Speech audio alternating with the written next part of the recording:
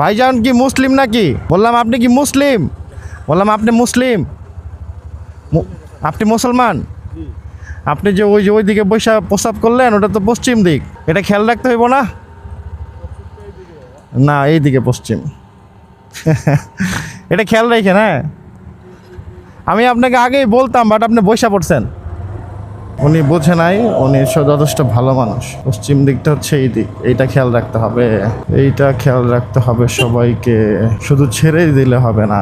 আপনি জানেন পশ্চিম দিক মানে কেবলার দিক, সেই দিকে তাকায় আমরা যে থুতু ফালাই, আল্লাহ মাফ করুক, এই থুতুটাও যেন ওই দিকে না পড়ে, আমাদের নিচে হয়ে ফালাইতে হবে। যদি আপনি ফালান, আপনার মুখ নিচের দিকে থাকবে, ঠিক আছে, কিন্তু কেবলার দিকে সোজা বরাবর যেন না থাকে, ঠিক আছে। এখন হাদিসের মাসালা অনেক জায়গাতে অনেকভাবে দেয়। অনেকে দেখবেন কমেন্টসে আমার চেয়ে তো ভালো জানে, তারা হইতে পারে, আর আমি নাও জানতে পারি, আমি কম শিক্ষিত হইতে পারি এই ব্যাপারে, ঠিক আছে। তো যদি আমারও ভুল হয়ে থাকে তাহলে আমাকে সুন্দরভাবে আপনারা বুঝাবেন, ঠিক আছে। কিন্তু যতটুকু আমি জানি যে কেবলার দিকে আপনি কুলি পর্যন্ত কেবলার দিকে তাকায় করতে পারবেন না, আপনাকে নিচের দিকে মাথা নিচে করে নয়তো অন্যদিকে করতে হবে, ঠিক আছে। একদম নিচের দিকে না করাটাই ভালো, উত্তম।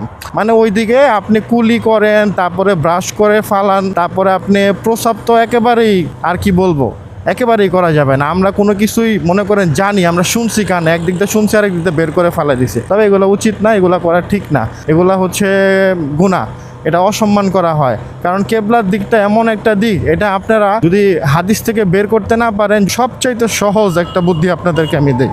এখন এই মুহূর্তে আপনার ফোন থেকে চ্যাটজিপিটিতে যাবেন, আপনি যদি আপনার ইংলিশেও করতে হবে না, আপনি বাংলায় যে কোনো কিছু লিখলে আপনি সমাধান পাবেন, আর এটা হচ্ছে একদম হাদিস থেকেই আসবে। আপনি ওইখানে লিখবেন যে কেবলার দিকে তাকায় কি করলে গুনাহ হয়, ঠিক আছে, কোন কোন জিনিসগুলা আমরা আমাদের দৈনন্দিন জীবনে আমরা করলে, কেবলার দিকে তাকায় করলে আমাদের গুনাহ হবে, ঠিক আছে। সেইখানে আপনার সমস্ত ডিটেলস চলে আসবে, কি কি করতে পারবেন, কি কি করতে পারবেন না। তবে সিএনজি ড্রাইভার যথেষ্ট অ্যাপোলোজাইজ করছে তার ব্যাপারটাতে, সে না বুঝে করছে। আর হ্যাঁ, ইসলামে এরকমও কথা আছে, আপনি না বুঝে যদি আপনি করে ফেলেন বা আপনার খেয়াল যদি না থাকে, তাহলে আপনার গুনাহ হবে না, ঠিক আছে। হ্যাঁ, ইচ্ছাকৃতভাবে করলে আপনার গুনাহ। আরেকটা গুনাহ হচ্ছে আপনি জানেন না, কিন্তু আপনাকে জানতে হবে। আপনি যদি জানেন না বললে যদি বারবারই ভুল করতে থাকেন, যে না এটা আমার জানার ইচ্ছা না, এটা তো আমি জানিই না, ঠিক আছে, আমি জানি না ফেললে তো এটা আর করতে পারবো না, তাহলে কিন্তু এটা আবার গুনার কাতারেই চলে যাবে, এটাও আপনার বুঝতে হবে।